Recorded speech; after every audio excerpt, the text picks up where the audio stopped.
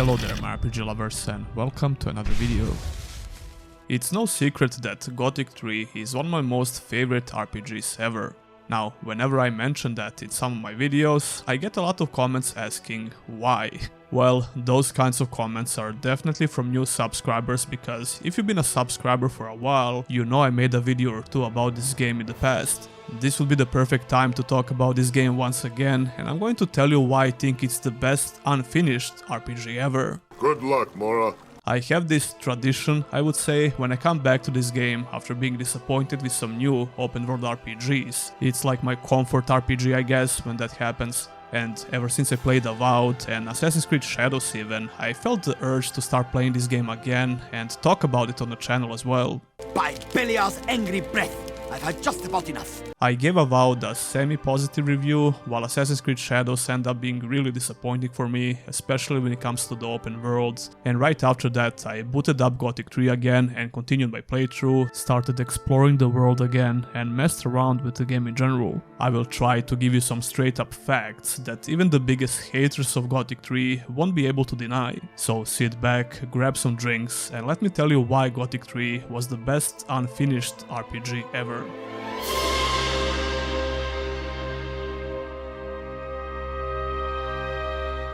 When it first came out in 2006, it was a mess, full of bugs and performance issues.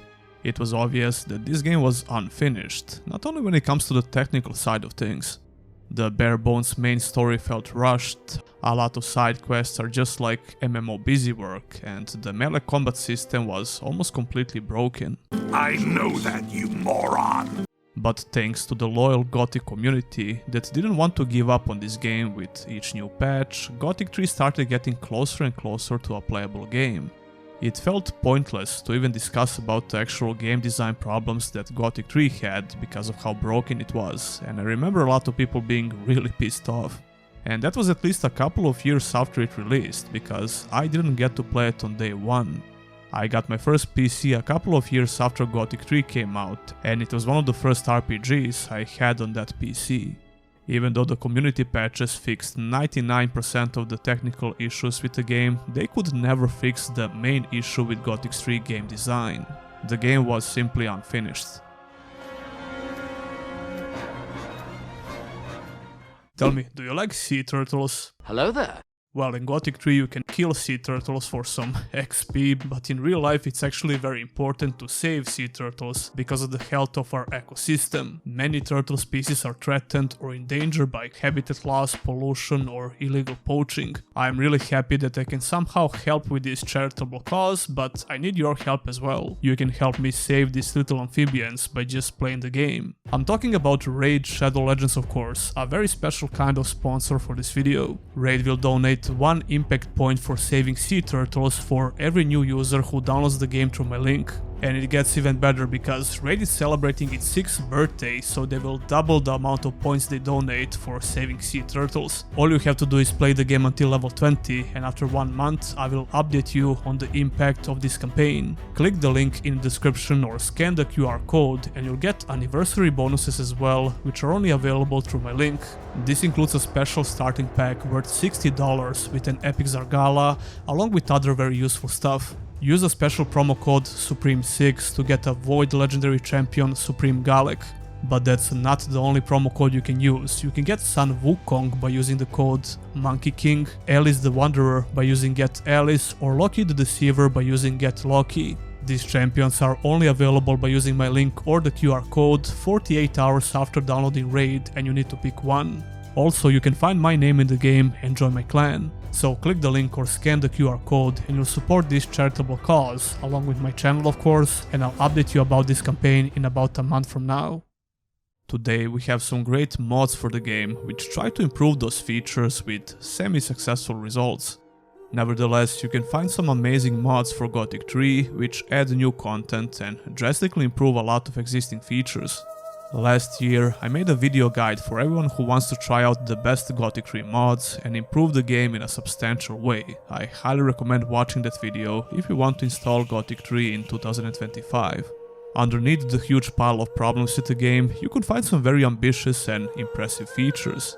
Features that would put to shame a lot of modern open world RPGs with soulless and lifeless environments. Back then I was really excited for the future of open world RPGs because I thought it's only going to get a lot better than this. And it did, in a way. We have some amazing RPGs that released between 2006 and now, there is no doubt about that. Gothic 3 was just insanely ambitious for 2006, but nobody cares about that when the game is essentially broken, and rightfully so. I was lucky enough to not play Gothic 3 on the release date, and if I did, I would probably hate it as much as the next guy from 2006. Speaking of which, I will have another video where I played the 1.0 version of the game for the first time after more than a decade, so stick around for that. Oh boy. But even back in the day, I played the most broken version of the game before I learned about community patches that you can get online. Even though I would occasionally fall through the damn map, that didn't stop me from falling in love with this game. You're not exactly the brightest light, are you? The beautiful handcrafted open world of Gothic 3 was just mesmerizing to explore.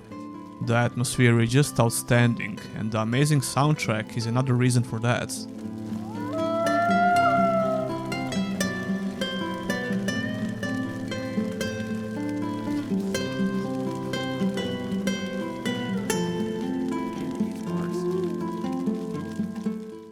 The open world map features a great vertical exploration.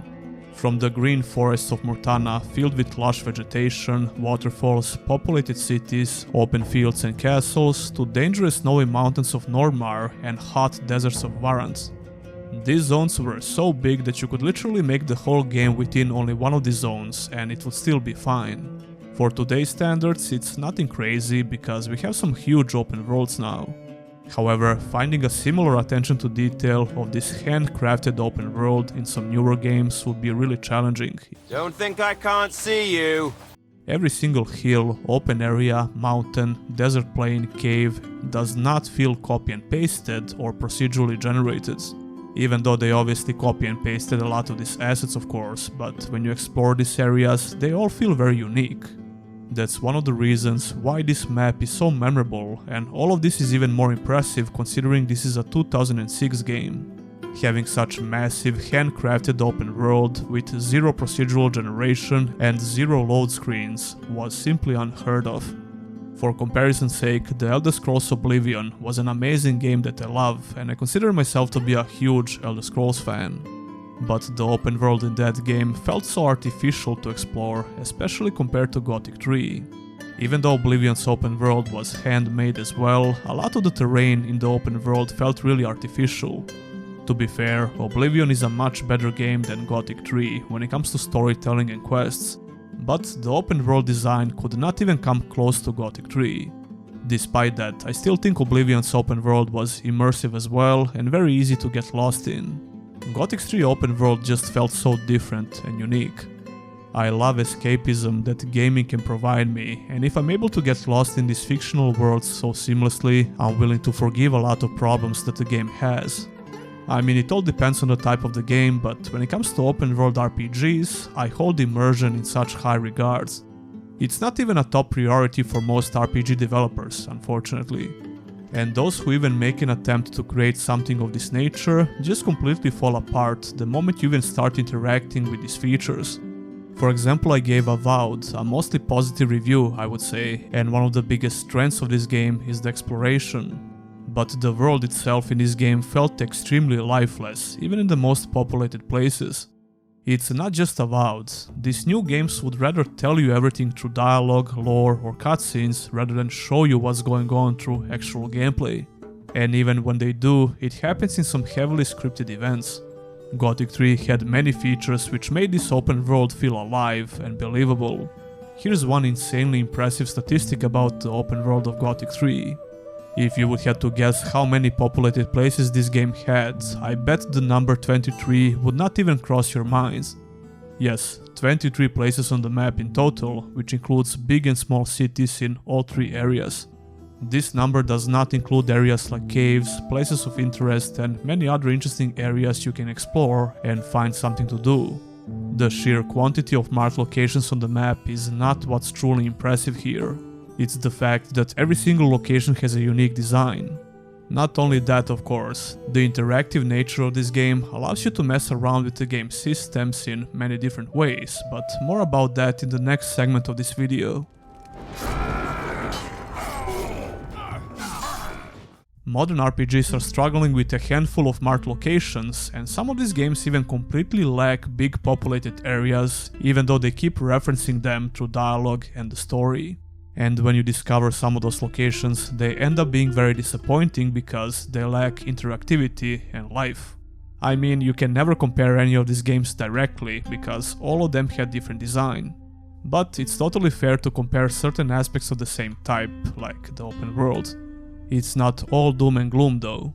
Kingdom Come Deliverance 2 is the only new RPG where the open world feels so alive, especially in big locations. I'll eventually finish this game and make a video about it for those who are asking. Gothic 3 had really big cities with castles and a couple of areas which are only accessible once you reach a certain reputation within the city. Other areas are smaller places like hidden rebel and nomad camps, and much smaller castles like Trellis, for example. All of those locations felt unique. They have different layouts and geographical position on the map, which makes sense. These places never felt gamey or artificial, and the way you discover them or travel between them is very natural and immersive. There is no gatekeeping of any kind, or anything that will interrupt the seamless exploration, except things which can kill you, of course.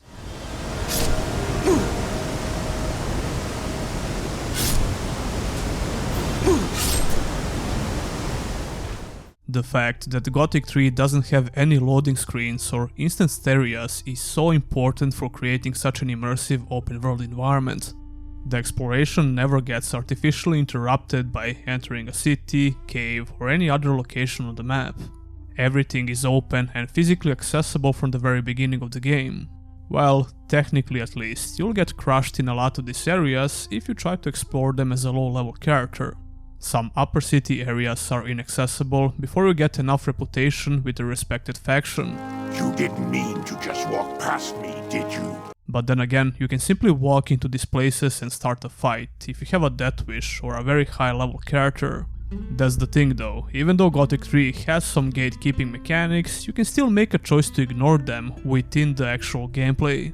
Just think about how many other games would simply put some gameplay limitations here that will artificially prevent you from breaking the game rules. Listen, dialogue choices in RPGs are nice, and I love when games have some meaningful dialogue choices and consequences.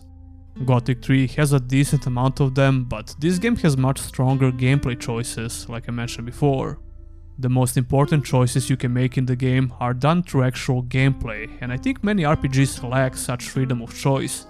One more step in that direction, and you won't know what hit you. I'm all for praising the dialogue choices in RPGs, but I would definitely like to see more actual gameplay choices in games. Kingdom Come Deliverance 2 and Baldur's Gate 3 are pretty strong on this field as well, so it's not all doom and gloom. But if you're trying to be more specific, it's very rare to see such freedom in third-person, open-world fantasy RPGs. You can put Skyrim in that category for sure, because you can make a lot of pure gameplay choices in that game as well, and it also provides you with a lot of freedom. It's still mind-boggling to me that Gothic 3 didn't have any load screens, which ended up being a double-edged sword because of all the technical issues with the game and very high PC spec requirements. I remember when Witcher 3 came out and it was praised for the huge open world with no loading screens, and that was in 2015. Now of course, The Witcher 3 was a much better game for many different reasons, especially when it comes to storytelling. I'm just trying to put this into perspective and how impressive this aspect of the game was in Gothic 3, considering the year it came out. No load screens on such huge map with 3 major zones, 23 cities/villages, and so many different explorable areas for 2006 is just freaking nuts. Especially considering how good this game looks even today, because of the timeless artistic style. I mean, it definitely aged poorly when it comes to character faces, but pretty much everything else still looks very good, especially on higher resolutions. As a matter of fact, I think it looks way better than Oblivion, except for character faces. Unfortunately, these impressive features never had the chance to be truly appreciated because of how broken the game was. All of this is even more impressive considering the small size of the studio behind the game. Gothic 3 map design just makes a lot of sense, and it's a joy to explore for so many reasons. Here's a small but very important detail for making the game world feel believable. For example, the rebels are hiding in many different camps in the woods. Naturally, the orcs don't know where these camps are, so you won't get to see these locations on the maps you can buy from the orcs or mercenaries. But even though you can see where these locations are supposed to be, it's actually not that easy to discover them for the first time. The entrances to these camps are slightly hidden, and it feels pretty damn good when you finally stumble upon them. Some of them are easier to find than others, and you have some help from certain NPCs that will guide you to these camps. If you discover them, of course. I remember exploring the hills around Okara and not being able to find the camp for quite a while. It's the same story with the hidden nomad camps in Varant or maze-like areas that you can find here, and some places in Nordmar like certain caves. These locations are supposed to be hard to find in order for the narrative behind it to make sense. Everything you heard from NPCs about the world map translates to the actual gameplay.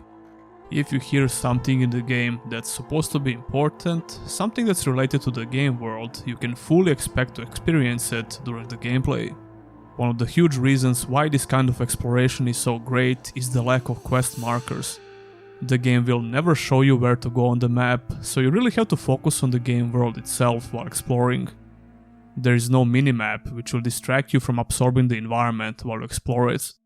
It's also worth mentioning that this open world was definitely not possible to pull off if they didn't keep the game exclusively on PC. Listen, I'm all up for having the game on as many different gaming platforms as possible, but the open world in this game would probably be unrecognizable and way different if they tried to make the game for consoles and PC. I mean, even modern PCs can struggle to run this damn game properly, even with all the patches. A big reason for that is obviously the poor optimization, but the game itself was really pushing the boundaries with such huge, seamless open world all the way back in 2006. Not to mention that if the game was on consoles, they would probably have to rethink some of those design decisions, like the lack of quest marks or the lack of minimap. I mentioned before that this menu kinda shows you some hidden camps and locations, but that's about it. There's no guidance of any kind, except the NPC dialogue. It's still very tricky to find some of these locations, and more importantly, it's very fun, if you enjoy exploring open worlds, that is. The lack of quest markers and minimap is such a huge factor for creating this kind of exploration within the open world. Combined with a great map design, a ton of unique populated places, an impressive amount of different assets used within the environment, along with 3 very different zones, Gothic 3 provides what I consider to be the purest form of immersive exploration.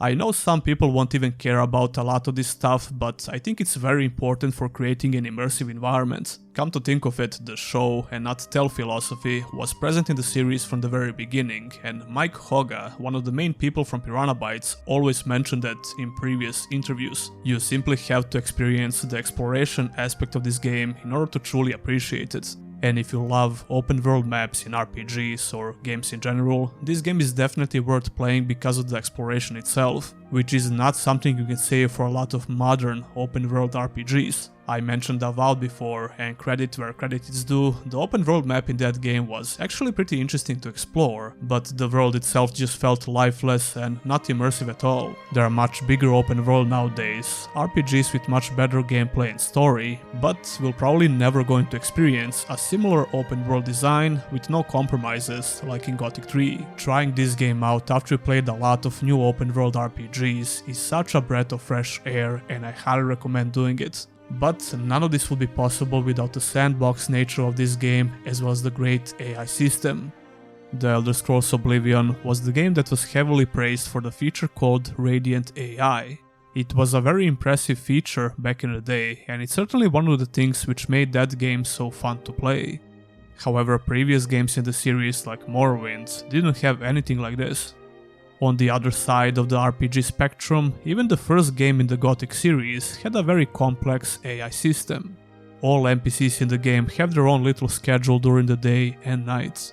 Gothic 3 was no different, even though some of the NPC behavior was cut down. Still though, the sheer amount of NPCs on the map, how they behave during the day and night, and the way the player can interact with them makes the world feel very much alive. You can pretty much kill everyone if you can, create a massive, unscripted battle, use other NPCs to attack people, and so on. Again, if something seems possible, you can probably do it in the game, which makes it feel like a sandbox RPG, because it is, in a way. Some of the mods for Gothic 3 will improve a lot of NPC behaviors, like the revolution system. Gothic 3 had this thing called revolutions, where you can team up with the rebels and attack all cities that orcs previously conquered. This feature was almost completely broken in the base game, but today, with all the patches and mods, it works like a charm. You can create pretty big battles within the cities, or go the other way around and try to eliminate the rebel camps, which is much harder. You are free to do whatever you want from the beginning to the very end of the game. Not a lot of RPGs give you this kind of freedom. The player never feels like he's being forced to do something in this game. You can choose which area to visit and do quests for, which will make your reputation go up. And the NPC behavior will have some meaningful changes, depending on your current reputation with them, which is represented with different colors of their names. You can even beat up NPCs just for fun, experience and money, and if your reputation is high, other NPCs just won't care. They will attack you on sight if your reputation is low, but even then they won't kill you. They just rob you and take your weapon if you pulled it out. Even just pulling your weapon out makes NPCs nervous and they will attack you after a while if you don't cheat it. Same goes for animal NPCs, they will give you 3 warnings before attacking. These features could be found in previous Gothic games as well. Piranha Bytes has been making believable open world RPGs ever since 2001, it's pretty damn crazy. Now, Gothic 3 lacks a sophisticated crime system that you can find in Skyrim, for example. Instead, it has a couple of different rules for crimes you commit. I think it's more than enough for having some actual consequences for stealing or pickpocketing. Stop! Some valuable things have gone missing here. Do you know anything about that? No. We're watching you. But knocking you down and robbing you, instead of just straight up killing you, was always a really interesting concept to me. They will try to kill you if you kill someone and they see you do it, which makes sense. Even if your reputation with that faction of the city is very high, you'll immediately ruin it after killing someone. But when NPCs trust you, you can freely pull out your weapon. You can argue that all of this is just small attention to detail, which it is, but that's exactly what modern RPGs lack, besides a couple of great RPGs we got recently. It all goes back to that "it makes sense" arguments. Why do we have so many restrictions and limitations in RPGs nowadays, when it's supposed to be exactly the opposite with all the technology we have? Why is the AI system such trash in most of these open world games? Why these games don't even have any crime systems or similar consequences for your actions? Yet we have this 2006 RPG with so many moving parts in the open world. Ha! I'll believe that when I see it. Speaking of which, you will find a lot of different animal types that travel around specific places on the map. For example, there are huge packs of wolves who travel from one location to another and back, as well as deer, bisons, and so on. They don't just stand in one very restricted area on the map and just go back to that position if you lose aggro in the fight. A lot of those animals are friendly, so they won't even bother attacking you, but you can still choose to kill them if you want. Now, what's up with this current trend in games where you can't even attack certain animals? I guess it's just laziness in some cases, while other developers like Ubisoft have this weird philosophy about killing peaceful animals. Animals in Gothic 3 travel around, fight other animals and even quote-unquote eat them, which is just a silly animation, but it's a nice little touch. Animals also sleep at night, which can give you a slight advantage in combat or just make it easier to run past them. Some of these features are also present in newer Piranha Bytes games like Elex, for example. Or how about the quantity of unique animal types in the game? There are 30 unique animal/beast enemy types, and even way more if you want to count various subtypes of these enemies. and also 11 neutral animals. It's absolutely insane variety that can't be matched by even some bigger budget games that came out recently. The downside of this is the lack of unique fighting styles for a lot of these enemy types. Gothic's 3 combat system definitely feels unfinished in many different areas, especially the melee combats. The progression itself is pretty decent, with various options for creating an interesting character build, especially if you lean towards a mage playstyle. But it's nowhere near as enjoyable as the progression in previous Gothic games. I still tend to play as a melee character with range skills as well, even though the melee combat is easily the worst playstyle in the game. Despite the impressive AI depth outside of combat, the combat AI is very underwhelming and easily exploitable. I mean, NPCs can't even jump or grab ledges, and they could do this in previous Gothic games. The melee combat is slightly better nowadays, thanks to some great Gothic 3 mods, but it's far from being very good. To go back to NPCs' behavior, all NPCs are aware of what's going on in the world. They don't need heavily scripted moments to react. There are certain rules in the world, and they will follow those rules at all times. The player is there to mess around with these systems and make various choices through quests, which also affect all NPCs at one point. For example, if you kill everyone in 3 big cities, NPCs from the same faction in other cities will attack you on sight. All of these systems work together so well, and it makes you feel like you can do anything in the game. Despite the underwhelming main story, which is way less engaging compared to previous Gothic games, the sheer amount of freedom this game offers you is very impressive. You can solve quests in whatever order you like, just like in Elder Scrolls games, which is another layer of freedom this game offers you. The unscripted nature of these mechanics and features cannot be overstated. What's the use of having a big open world with no features that would support the sense of player freedom? I think one of the reasons why people started hating big open worlds in games is the lack of effort in trying to make the world feel alive. Decentralizing the player from the world itself was always a very interesting concept to me personally. And Gothic games never treat the player as the hero, even though he technically becomes one during the game. It's another huge thing for making a believable and immersive environment, in my personal opinion. I'm not against scripted events in games, far from it actually. I think there is a time and a place for very scripted events, and they can drastically improve the game, especially when it comes to the main story. Come to think of it, the scripted events are pretty much essential in all games. But so many games over-rely on heavily scripted events without even trying to create something more flexible. Not everyone out there is trying to make a sandbox open-world RPG like Gothic 3. But it seems like nobody even knows what they want from their open world games besides the vast open terrain, which practically serves no use. I think that's the big reason why a lot of gamers have problems with big open worlds. Now of course, there are always a couple of exceptions, like some of the games I already mentioned, and I'm very grateful for those games. As for Gothic 3, I hope you will be able to understand a little bit better why I love this game so much. I have a soft spot for the game, and I'm definitely a bit biased here. I know that, you moron! But I think I gave some legit reasons for why Gothic 3 is the best unfinished RPG. Not a very flattering title, but I think it perfectly describes the game and my love for it. Hopefully, this will answer the question that a lot of people ask me in many videos. And after watching this video, you'll probably understand why this game is one of my most favorite RPGs ever, despite all of its issues. Anyway, tell me your thoughts about Gothic 3 in the comments below, and do you agree or disagree with me? I know for a fact that a lot of people will disagree with me about Gothic 3, because a lot of people hate this game, and for some very good reasons, don't get me wrong, but I'm just trying to give you my perspective here. Anyway, don't forget to check out Raid by clicking the link in the video description and help with the charitable cause for saving sea turtles. Don't forget to like the video and subscribe for more content like this. And if you want to go a step further, consider supporting your boy by becoming a YouTube channel member or a Patreon. Huge thanks to all my current supporters, and I'll see ya in the next one.